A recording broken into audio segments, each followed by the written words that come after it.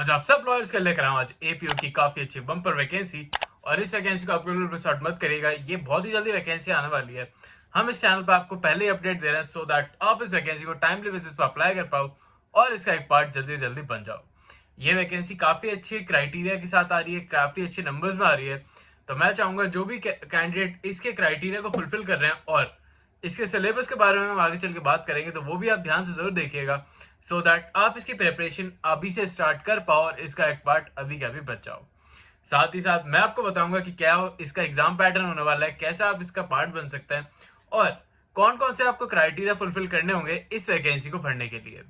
तो जैसे कि मैं पॉइंट बाय पॉइंट आपको बताता जाऊंगा, तो वीडियो को ध्यान से जरूर देखिएगा। और अगर आपको कोई प्रॉब्लम होती है वीडियो में या फिर इस वैकेंसी से रिलेटेड, तो आप मुझे कमेंट से जरूर पूछिएगा, मैं आपके सारे कमेंट्स के रिप्लाई देने की पूरी कोशिश करूंगा। साथ ही साथ आगे बढ़ते हैं और देखते हैं इसमें क्या क्या क्राइटेरिया है। विदाउट वेस्टिंग एंड टाइम बात करते हैं इस वैकेंसी के बारे में। उससे पहले हेलो, वेलकम और स्वागत है आप सबका मेरे एक नए वीडियो में, जिसमें मैं लेकर आया हूँ काफी अच्छी वैकेंसी। ये एमपी एपीओ या फिर एडीपीओ की वैकेंसी होने वाली है, क्योंकि एमपी में उसे एडीपीओ कहा जाता है।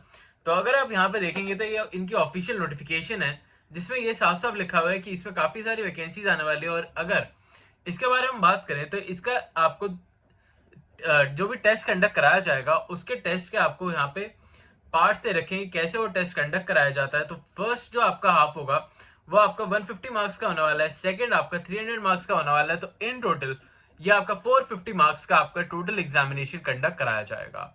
इसके बारे में हम फुल डिटेल में बात करेंगे कि कैसे आप इसको अच्छे से अप्लाई करोगे। बट अगर हम बात करें तो यहाँ पे आपका 3 घंटे का ये एग्जाम होने वाला है, जिसको आपको अच्छे से क्रैक करना होगा इस वैकेंसी का पार्ट बनने के लिए। और हर एक कैंडिडेट इसको अच्छे से अप्लाई कर पाएगा। और जब भी इसकी ऑफिशियल नोटिफिकेशन आएगी तब मैं आपको इसके बारे में और भी अच्छे से नॉलेज दे पाऊंगा, साथ साथ बता पाऊंगा कि कैसे आप इसको पार्ट बन सकते हैं, क्या क्या क्राइटेरिया आपको फुलफिल करने होंगे और इस वैकेंसी का पार्ट बनने के लिए आपको कौन कौन से ऐसे पॉइंट्स है जो कि रिमेंबर करने होंगे। बट अगर मैं इसके बेसिक ओवरव्यू के बारे में बात करूं तो आप यहाँ पे देख सकते हैं कि पार्ट ए में आपके जर्नल अवेयरनेस, आपके MP related general awareness questions आएंगे।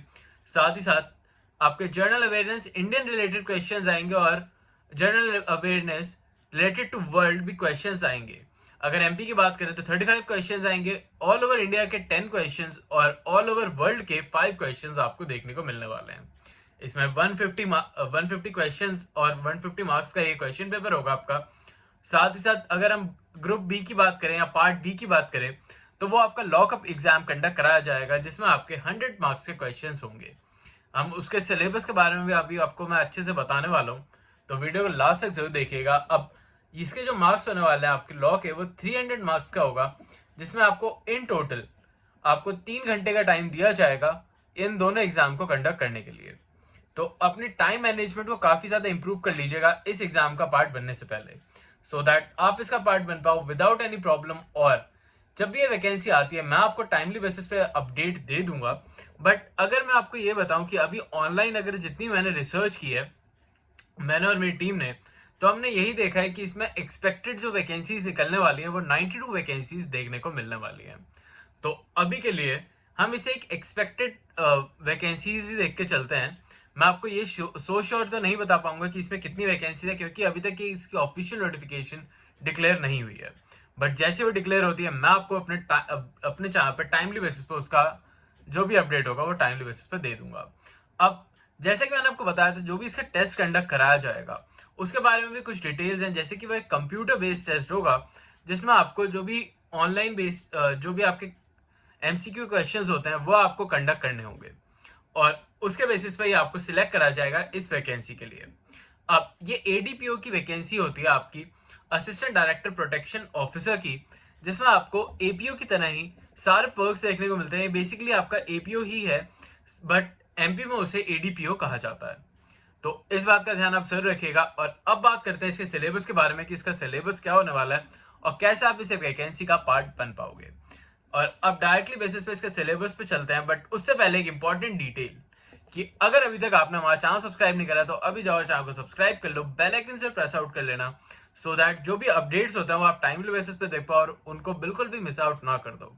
अगर आप इस वैकेंसी का भी अपडेट जानना चाहते हो ऑन टाइमली बेसिस, तो उसके लिए बस आपको हमारे चैनल को सब्सक्राइब करना होगा और बेल आइकन को प्रेस आउट करना होगा। हम आपको जल्दी से जल्दी और सबसे पहले इस वीडियो की अपडेट देंगे और इस वैकेंसी के बारे में बताएंगे आपको सबसे पहले। तो सबसे पहले ऐसी वैकेंसीज का जो भी इंफॉर्मेशन है उसके लिए बस आपको चैनल को सब्सक्राइब करना है और कुछ भी नहीं।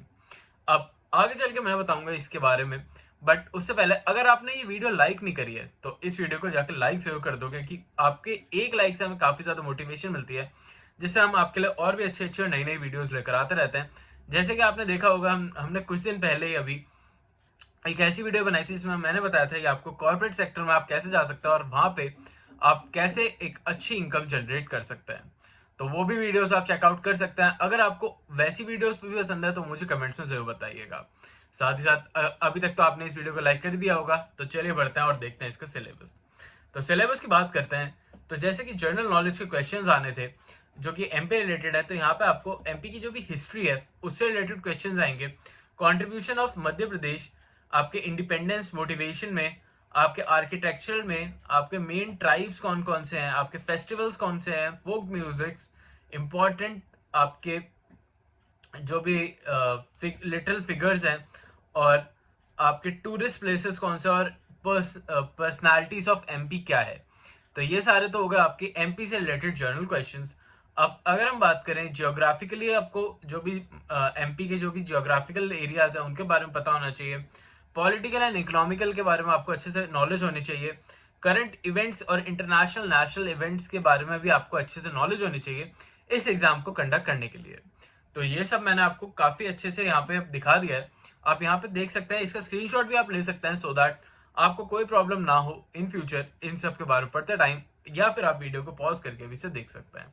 अगर हम बात करें इंफॉर्मेशनल और कम्युनिकेशन टेक्नोलॉजी के बारे में, तो उसके बारे में भी आपको ई कॉमर्स जो भी एमपी में या फिर ऑल ओवर द वर्ल्ड जो भी जर्नल अफेयर्स हैं उनके बारे में भी आपको थोड़ा बहुत पता होना जरूरी है। अब बात कर लेते हैं लॉ रिलेटेड जो भी आपका सेक्शन बी है, जो कि आपके 300 मार्क्स का एक पेपर होने वाला है जो लॉयर्स के लिए स्पेसिफिकली। तो उसमें अगर हम बात करें तो Indian constitution, IPC, prohibition of offender से, जैसे आपको यूनिट 1 है, आपकी सेकंड यूनिट आपकी criminal procedure code, motor vehicle act, आपका maintenance and welfare, protection of human right और इमोरल ट्रैफिकिंग का है। अब यूनिट 3 की बात करें तो इसमें Indian evidence act, Indian protection of child and sexual offences और आर्मी रिलेटेड एक्ट से रिलेटेड है। यूनिट 4 आपका sexual harassment of women at work place, आपका एसेंशियल कॉन्ट्रीब्यूशंस और प्रिवेंशन ऑफ डैमेजेस का है। यूनिट 5 के बारे में अगर हम बात करें तो यहाँ पे आपका वाइल्ड लाइफ एक्सप्लोजिव एक्ट और इंफॉर्मेशन टेक्नोलॉजी एक्ट है। ये सब मैंने आपको यूनिट्स में इसलिए डिवाइड कर दिया है सो दैट आप जब भी इसे पढ़ने बैठे तो आपके पास एक अच्छा सा ओवरव्यू हो जिसमें आप सारी यूनिट्स को देख सकें और ये देख सकें कि आपको कौन सी यूनिट पहले करनी है और कौन सी यूनिट आप बाद में कर सकते हैं।